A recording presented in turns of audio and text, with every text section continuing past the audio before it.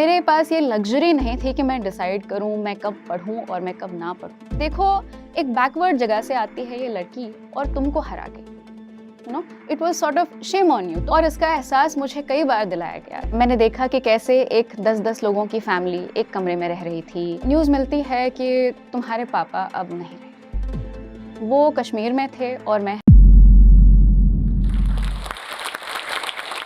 Hello, मैं शनाब हफ्सा मलिक।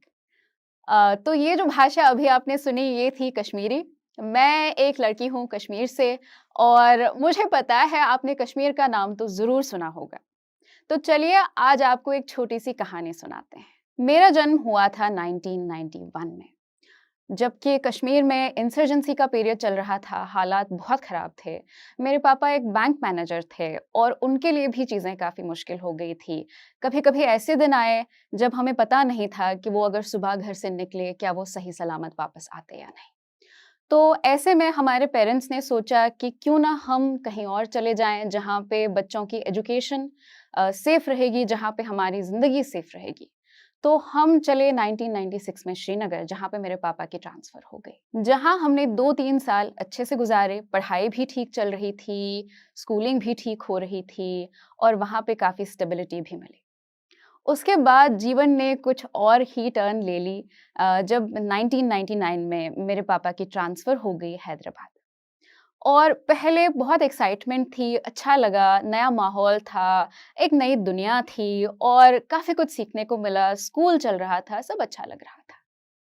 और फिर धीरे-धीरे, धीरे-धीरे जब समय बीतता गया, मुझे ये समझ आया कि मैं बाकी बच्चों से अलग थी। और कहीं न कहीं मुझे ये एहसास दिलाया गया कि मेरा जो कल्चर था मेरा जो खाना था, जिस तरह से मैं बोलती थी, मेरे बोलने का तरीका या मेरा एक्सेंट वो काफ़ी अलग था। और कभी-कभी इस बात को लेके मेरा मज़ाक भी उड़ाया जाता था। और ऐसे-वैसे बहुत मुश्किल समय भी बीता। स्कूल में किसी न किसी तरह से मैंने सर्वाइव करने की कोशिश की। कई टीचर्स का सपोर्ट भी मिला और धीरे-धीरे मैंने टैकल करना सीखा कि कैसे मैं बुलिंग के साथ, कैसे मैं डिस्क्रिमिनेशन के साथ, भेदभाव के साथ लड़ना सीखूँ। मैंने धीरे-धीरे खुद को एस्टैब्लिश करना चाहा, मैंने स लीडरशिप की पोज़ीशंस ली, जो कॉम्पिटिशन आया मैंने उसमें हिस्सा लेने की कोशिश की। और धीरे-धीरे मैं पहले क्लास लीडर बनी और उसके बाद मैं स्कूल लीडर बनी। स्पीच कॉम्पिटिशन्स आते, मैं पब्लिक स्पीकिंग से बहुत डरती थी, लेकिन फिर भी मैं हिस्सा लेती थी। और इवन दो मैं पब्लिक स्पीकिंग से बहुत ज़्यादा डरती थी, लेकिन फिर भी मैंने पूरी कोशिश की कि मैं हर कॉम्पिटिशन में हिस्सा लूँ और कहीं न कहीं मैंने जीतना सीखा। और इसी वजह से मैं फाइनली 10th तक गुज़ारा करते-करते मैंने 75% लाए अपनी 10th परसेंटेज। अब इसमें मैं ये भी कहना चाहती हूँ कि 9th और 10th में हमारे स्कूल में बिल्कुल फिज़िक्स और मैथ्स के कभी टीचर्स होते थे, कभी नहीं होते थे। 10th के ज़्यादातर समय के लिए सोचो कि साल के 9 महीने के लिए ना हमारा फिज़िक्स टीचर था और ना ही हमारा मैथ्स टीचर था। और इससे काफ़ी स्ट्रगल हुआ। इनफैक्ट मेरा मैथ्स स्कोर इतना कम था कि मेरी परसेंटेज 75 थी, लेकिन मैथ्स और फिज़िक्स में मैं बारली पास कर गई। और बाकी के जो सब्जेक्ट्स थे उनमें ऑलमोस्ट फुल स्कोर था। तो चलो कुछ बात थी कि चलो मैं खुश रहूँ, एटलीस्ट मैंने सब सब्जेक्ट्स नहीं लेकिन मोस्ट ऑफ द सब्जेक्ट्स में मैंने अच्छी परफॉर्मेंस की। और इसके बाद मुझे एक कोचिंग इंस्टीट्यूट में जाने का मौका मिला। ये मेरी अपनी चॉइस थी, किसी ने फ़ोर्स नहीं किया था। मैं बहुत खुश थी कि मैं आगे जाके बायोलॉजी, केमिस्ट्री और फिज़िक्स पढ़ूँ। मुझे डॉक्टर बनने का तब शौक था। ये पता नहीं था कि डॉक्टर क्यों बनना चाहती थी, लेकिन ये पता था कि हाँ, डॉक्टर बनूँ तो इज़्ज़त काफ़ी मिलेगी, जैसे सबको सिखाया जाता है, स्पेशली फॉर गर्ल्स कि आप डॉक्टर बनो तो आपको एक्सेप्टेंस मिलेगी। तो जब मेरा एडमिशन हुआ मैं काफ़ी खुश थी क्योंकि मुझे फर्स्ट सेक्शन में रखा गया था, तो एक तरह से वो सेल्फ एस्टीम बूस्ट था क्योंकि आपको समझाया जाता है कि या तो आप टॉपर हो या तो आप कुछ नहीं हो। तो मैं टॉपर बनना चाहती थी और धीरे-धीरे मुझे यहाँ पे ये समझ आया कि फिज़िक्स और केमिस्ट्री तो समझ ही नहीं आ रही है, अब क्या होगा? अब यहाँ ऐसा होता था कि हर मंडे को एग्ज़ाम्स होते थे और मुझे धीरे-धीरे ये समझ आने लगा कि फिज़िक्स और केमिस्ट्री तो समझ नहीं आ रही है क्लास में, क्योंकि जो 10th और 9th में छूट गया था, वो अब कवर नहीं हो रहा था। तो जिस चीज़ से मुझे सबसे ज़्यादा डर लगता था, इवेंचुअली वही चीज़ हो गई। हमें कहा गया था कि अगर आप अच्छा परफ़ॉर्म नहीं करोगे, तो आपको सेक्शंस में डिमोट किया जाएगा। और मुझे तब ये लगता था कि इससे बड़ी बेइज़्ज़ती लाइफ़ में हो नहीं सकती और यहीं पे जीवन खत्म हो जाएगा अगर डिमोट किया गया तो। और मुझे याद है कि मैं एग्ज़ाम मंडे को होता था, तो मैं हर संडे या सैटरडे बीमार पड़ जाती थी। और 1-2 एग्ज़ाम्स मैंने मिस भी किए और जो भी एग्ज़ाम्स दिए फिज़िक्स, केमिस्ट्री में स्कोर अच्छा नहीं आ रहा था। तो डिमोशन हो गई, पहली डिमोशन हो गई और जब तक मैं सेकंड ईयर में पहुँच गई तो 2 डिमोशंस हो चुकी थी और मैं पहुँच गई थी 3rd सेक्शन में। और मेरे लिए ये this was a huge hit to my self esteem, this was a huge blow. मैंने कभी इमेजिन नहीं किया था कि मुझे अपने आप को ऐसा लगा कि मैं तो लूज़र हूँ, मेरे से कुछ नहीं हो सकता। एक चीज़ सही करनी थी लाइफ़ में और वो भी मैं नहीं कर पाई। तो जब ऐसा हुआ मेरा जो सेल्फ एस्टीम, सेल्फ रिस्पेक्ट था वो बिल्कुल टूट चुका था और मुझे पढ़ाई में कोई इंटरेस्ट रहा नहीं था। फिर मैंने सोचा कि चलो ये तो ख़त्म कर देते हैं 12th और फाइनली 84% के साथ मेरा जो है 12th वो ख़त्म होता है। तो ग्रेजुएशन करनी थी, अब मुझे पता था कि घर पे तो बैठना नहीं था।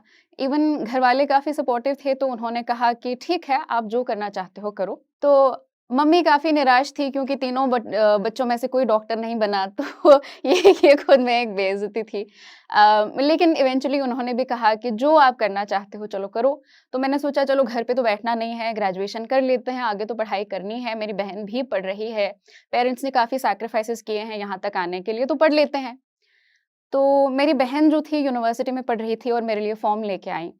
तो मैंने देखा कि साइकोलॉजी है, बायोलॉजी है और मैंने सोचा कि साइकोलॉजी अच्छी लग रही है क्योंकि अपने आप को समझने में ये हेल्प करेगी, तो क्यों ना साइकोलॉजी ले लें, ईज़ी लग रहा है, मैथ्स भी नहीं है इसमें, जो कि बहुत सारे बच्चे सोचते हैं और बाद में पता लगता है कि ये तो आधा का आधा मैथ्स ही है। तो मेरे साथ भी कुछ ऐसा ही हुआ और मैंने साइकोलॉजी ले ली और जब पहली बार मैंने साइकोलॉजी पढ़ी क्लास में, तो एक तरह से मेरी दुनिया बदल गई। मुझे पहली बार ये रियलाइज़ हुआ कि शिक्षा कितनी अच्छी हो सकती है, how beautiful education can be and this was one of the biggest turning points of my life. मुझे रियलाइज़ हुआ कि यही तो मैं करना चाहती थी, यही तो मैं पढ़ना चाहती थी, दिस इज़ परफेक्ट। और मेरा इंटरेस्ट जो है स्टडी में वापस आने लगा। कुछ बहुत अच्छे प्रोफ़ेसर्स थे, जो इतना अच्छा पढ़ाते थे कि मन करता था कि सारा दिन क्लास में ही बैठें और शाम को भी पढ़ते बैठें। अब यहाँ पे भी रुकावटें तो आनी ही थी। जैसा मैंने बचपन में महसूस किया था कि मैं फिट इन नहीं होती, वो फीलिंग नहीं जा रही थी।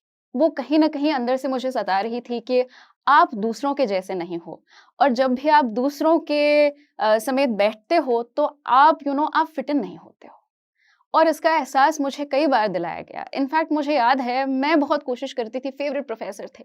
मैं इम्प्रेस करने की बड़ी कोशिश करती थी।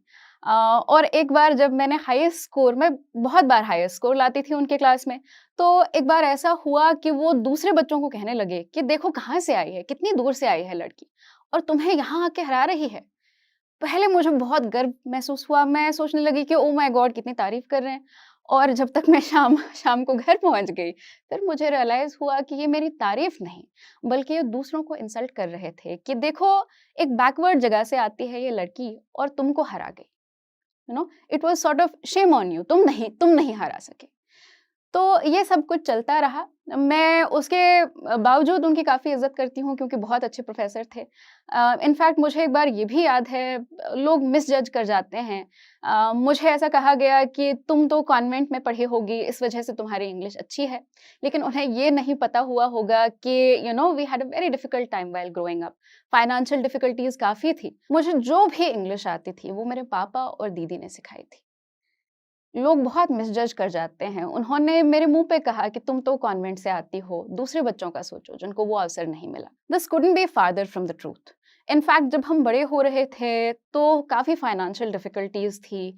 और एक काफ़ी आम स्कूल में जाते थे जहाँ पे टीचर्स भी कभी ग्रामर में गलतियाँ करते थे। तो ये मिसजजमेंट कभी-कभी होती है आपके साथ, तो मेरे साथ काफ़ी बार हुई है। एनीवे अब क्योंकि पढ़ाई में बहुत इंटरेस्ट था और पढ़ाई की क्वालिटी भी बहुत अच्छी थी, तो मैंने बहुत मेहनत की और फाइनली मैं एक गोल्ड मेडल हासिल कर पाई, जो कि मेरे 5 सालों की मेहनत का फल था। अब यूनिवर्सिटी में मैंने काफ़ी सारी चीज़ें सीखी, साइकोलॉजी तो सीखी ही और मैंने रेज़िलियंस भी सीखी। कैसे आप मुश्किलों का सामना करें डट के और बिल्कुल हार ना मानें, ये चीज़ मैंने सीखी है। जब हमारी इंटर्नशिप चल रही थी, डिसर्टेशन भी चल रही थी, काफ़ी स्टूडेंट्स भी मुझे पूछते हैं, मैम डिसर्टेशन का टाइम बहुत डिफ़िकल्ट होता है। तो हमारे लिए भी ऐसा ही था, 2 महीने थे हमारे पास। साथ में मेरी मम्मी हॉस्पिटलाइज़्ड थी, तो ये मैंने मैनेज करना सीखा। मैं उनके लिए पकाती, फिर मैं हॉस्पिटल जाती, फिर मैं इंटर्नशिप करने जाती, फिर मैं डेटा कलेक्शन करने जाती डिसर्टेशन के लिए। तो डिसर्टेशन से 1 महीने पहले मैं और मेरे दोस्त जो थे, क्लासमेट्स जो थे, हम सोए नहीं हैं, 2-2 घंटे सोते थे हम। तो ऐसे जब हमने किसी चीज़ के लिए बहुत मेहनत की, तो हमें समझ आया कि जीवन में लड़ना सीखना होता है। You have to be resilient, you can not give up whenever a difficulty shows up. And that was very, very important to me. अब एग्ज़ाम्स हो गए, मास्टर्स खत्म हो गई, सब ठीक था। तो ऐसा था कि पापा मेरे रिटायर हो गए थे और उन्होंने मुझे कहा कि देखो बेटा, बेटर है अगर तुम जॉब कर लो। तो मैंने भी सोचा कि बेटर है कि मैं जॉब कर लूँ। ऑल्दो मेरा शौक था कि मैं पीएचडी करूँ, लेकिन उतने फाइनेंसेस थे नहीं और नेट जेआरएफ क्या होता है इसकी अच्छे से समझ नहीं थी मुझे। तो इससे पहले कि मेरे रिजल्ट्स आ जाते, मैंने काम करना स्टार्ट किया। तब साइकोलॉजी में ज़्यादा अवसर थे नहीं, तो इस वजह से मैंने एक आईटी कंपनी में काम करना स्टार्ट किया। ये मैंने 2 साल के लिए किया और धीरे-धीरे मुझे ये बात रियलाइज़ हुई कि ये इसमें मेरी रुचि नहीं है। ये मैं नहीं करना चाहती, इसमें मन नहीं लग रहा। और तब एक क्लोज़ फ्रेंड ने सजेस्ट किया कि क्यों ना तुम ये छोड़ दो। मैंने पहले सोचा था कि जॉब के साथ-साथ पढ़ाई होगी, लेकिन पढ़ाई नहीं हो रही थी और उससे काफ़ी फ्रस्ट्रेशन हो रही थी। तो दोस्त ने कहा कि तुम छोड़ दो और तुम बेसिकली नेट कर लो। तुम्हारा जो है इंटरेस्ट वो पढ़ाई में है और पढ़ाने में है। मुझे याद है जब मास्टर्स में हमें पूछा गया था कि आप क्या बनना चाहते हो? मेरे एचओडी ने, मेरे प्रोफ़ेसर ने मुझे पूछा था कि क्या बनना चाहते हो? तो मैंने कहा कि मैम कुछ आपके जैसा। मैं कभी किताब लिखूँ, मैं कभी पढ़ाऊँ स्टूडेंट्स को और पढ़ाने में मज़ा आए, बस ये मैं चाहती हूँ। और ये बात मुझे याद आई, तो मैंने सब छोड़ दिया। मैंने पापा को कहा कि देखो पापा, 6 महीने सपोर्ट कर दो बस। मैं काम नहीं कर सकती, 6 महीने मुझे पढ़ना है। मैं एक बार नेट लिखना चाहती हूँ, मैं ट्राई करना चाहती हूँ। और उन्होंने कहा, वो हमेशा से सपोर्टिव रहे थे, काफ़ी आज़ादी भी दी थी उन्होंने। तो उन्होंने कहा कि ठीक है बेटा, कर लो। और तब कंडीशंस घर पे बिल्कुल ठीक नहीं थी, क्योंकि मेरी दादी जो थी उनको साइकोसिस और डिमेंशिया साथ में डायग्नोज़ किया गया था। अब स्किज़ोफ्रेनिया और ऐसे शब्द हम हम मूवीज़ में देखते हैं, हमें लगता नहीं है कि जो हमारे क्लोज़ फैमिली मेंबर्स होंगे, उनके साथ कभी ऐसा हो सकता है। लेकिन ऐसा हुआ और मेरी दादी जो थी, वो काफ़ी अनस्टेबल कंडीशन में थी और हम उनको इंस्टीट्यूशनलाइज़ नहीं करना चाहते थे। तो वो सोती नहीं थी, मेडिकेशन के बाद भी, सब कुछ सपोर्ट के बाद भी वो सोती नहीं थी। तो मैं और मेरी दीदी जो थे वो टर्न्स लेते थे। अगर वो रात में दादी के साथ बैठती तो मैं दिन में दादी के साथ रहती और मैं रात में पढ़ लेती। तो ऐसा था। बच्चे अभी भी मुझसे पूछते हैं, जिन बच्चों को मैं पढ़ाती हूँ, पूछते हैं कि मैम आपने कितना समय दिया पढ़ाई को? मेरे पास 3 महीने थे, 3 महीने से कम था एग्ज़ाम के लिए समय। और मेरे पास ये लग्ज़री नहीं थी कि मैं डिसाइड करूँ मैं कब पढ़ूँ और मैं कब ना पढ़ूँ। इनफैक्ट मेरे लिए ये एक इनाम जैसा था, जो टाइम मुझे मिलता था मैं पढ़ लेती थी। मैंने कभी ये सोचा भी नहीं कि फ्री टाइम ऐसा कुछ होता है या मेरे पास फ्री टाइम हो तो मैं क्या करूँ? तो जितने पैसे थे, जितनी बुक्स मैं खरीद पाई, जितने रिसोर्सेज़ मुझे मिले, जितने नोट्स मुझे मिले, मैंने सब पढ़ लिए। क्योंकि मुझे पता था कि ये मौका शायद दोबारा नहीं आने वाला है और जितना मैं कर पाई उतना मैंने किया। अब दिसंबर में एग्ज़ाम था। मुझे याद है जनवरी के पहले हफ्ते में, इनफैक्ट अराउंड 10th रिज़ल्ट आया, रात को रिज़ल्ट आया और मेरा नेट एग्ज़ाम क्लियर हो गया था and I was on cloud 9। मैंने सोचा कि बस अब तो लाइफ़ बन गई, अब तो हो गया, अब तो टेंशन नहीं। जैसा बहुत सारे स्टूडेंट्स को लगता है कि नेट एग्ज़ाम क्लियर करने के बाद तुरंत ही आपको एक कॉल लेटर आएगी और आपको जॉब पे बुलाया जाएगा। लेकिन अफ़सोस ऐसा होता नहीं है और ऐसा मेरे साथ भी नहीं हुआ। मेरी काफ़ी उम्मीद थी कि अब तुरंत जो है साइकोलॉजी के फ़ील्ड में एक अच्छी जॉब अपॉर्च्युनिटी मिले, जिसको मैं अब मैं टीचिंग करियर अपना स्टार्ट करूँ। लेकिन ऐसा हुआ नहीं। तब अपॉर्च्युनिटीज़ 2019 जनवरी में उतनी थही नहीं थी साइकोलॉजी के लिए और मैं एक मंडेन जॉब नहीं करना चाहती थी, मैं पढ़ाना चाहती थी। तो जब मेरी ट्रेनिंग हुई टीच फॉर इंडिया के लिए, तब मुझे एक झटका-सा लगा और मैंने एक कंप्लीटली नई दुनिया देखी। मुझे लगता था कि मेरा जीवन अभी तक बहुत कठिन रहा है, ओह माय गॉड! मेरे जितने मुश्किलात किसी ने नहीं देखे होंगे। लेकिन जब मैंने ये बच्चे देखे तो आँखें खुल गई। मैंने देखा कि कैसे एक 10-10 लोगों की फैमिली एक कमरे में रह रही थी। कैसे बच्चों को स्कूल तक लाना ही एक चैलेंज था खुद में। कैसे बच्चे पढ़ना चाहते थे लेकिन घर वाले उनको इलेक्ट्रिशियन या ऐसा कुछ बनाना चाहते थे। और मैंने जो यहाँ पे सीखा इनफैक्ट बच्चों को जो सिखाया उससे ज़्यादा उन्होंने हमें सिखाया।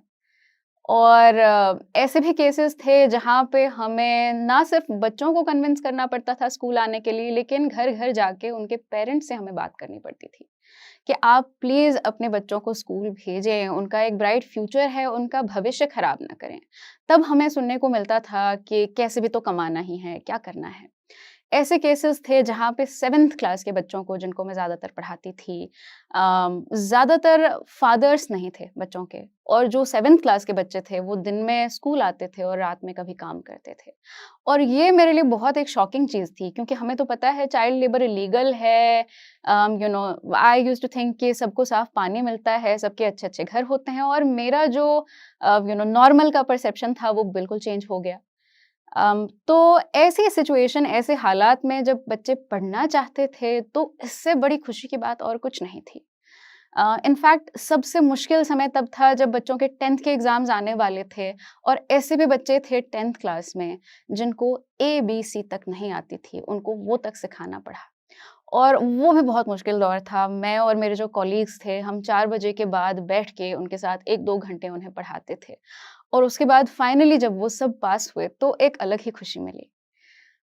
वहाँ बहुत कुछ सीखने को मिला इन टर्म्स ऑफ हम कैसे जज करते हैं किसी को।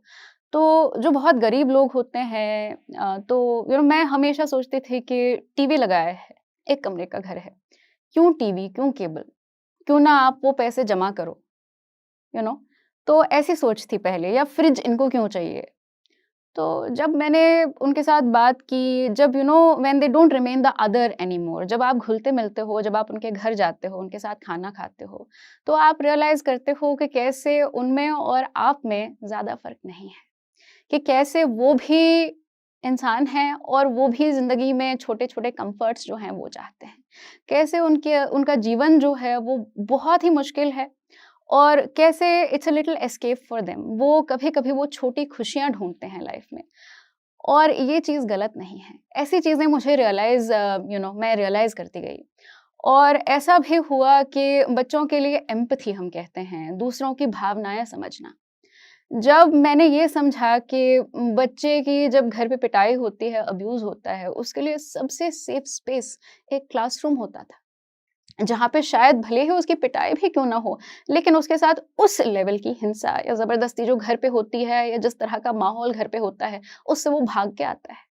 देयर वर मेनी एग्ज़ाम्पल्स जहाँ पे अल्कोहलिक्स थे फादर्स या ऐसा कुछ था और बच्चे जो थे वो भाग के उनके लिए एक सेफ स्पेस था स्कूल। इवन दो स्कूल में भी उनके लिए उतना कम्फ़र्ट नहीं था, उनको फ़ीस देने के लिए सताया जाता था।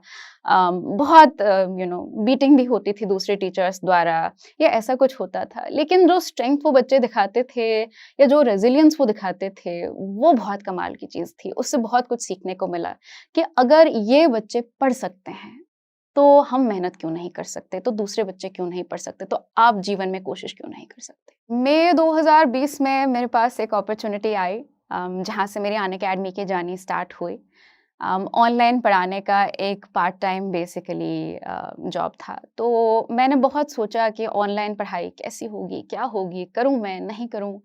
क्या बच्चे जब मैं जाऊँ ऑनलाइन क्लास में तो बुरे-बुरे शब्द कहेंगे, क्या कहेंगे? या चले कहेंगे कि चले जाओ।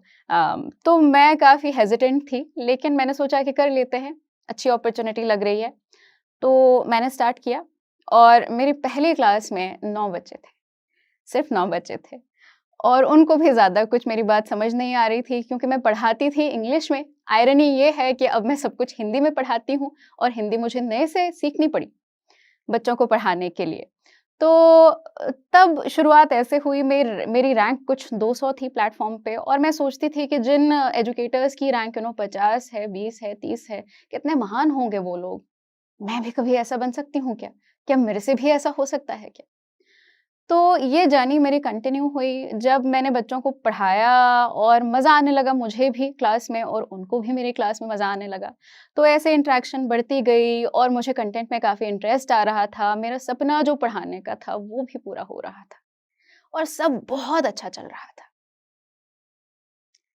लेकिन एक दिन मुझे ये न्यूज़ मिलती है, it was 18th of September 2020। News मिलती है कि तुम्हारे पापा अब नहीं रहे। वो कश्मीर में थे और मैं हैदराबाद में थी और ऐसा कहते हैं ना कि पैरों तले ज़मीन फिसल गई। मुझे समझ नहीं आया कि कौन था, क्या कह रहा था, क्या हो रहा है और मैं यकीन भी नहीं कर पाई। तो इमोशनल ब्रेकडाउन छोटी चीज़ है। क्या हुआ मैं एक्सप्लेन नहीं कर सकती वर्ड्स में और ऐसा मुझे लगा कि जीने का कोई मतलब नहीं है, मेरे लिए मेरे पापा सब कुछ थे। उन्होंने ही बचपन से गाइड किया था, आज़ादी दी थी, उन्होंने ही दी थी। अम, सिखाया था जो भी आता है लाइफ में, वैल्यूज़, पढ़ाई जो भी आता है, उन्होंने ही सिखाया था। और जीवन में कभी ऐसा दिन नहीं था जिस दिन मैंने उनके साथ बात ना की हो। तो कुछ समझ नहीं आ रहा था मैं क्या करूँ, कैसे करूँ? घर गई तो उनके जो लास्ट राइट्स थे, उनके जो रिचुअल्स थे वो हो चुके थे।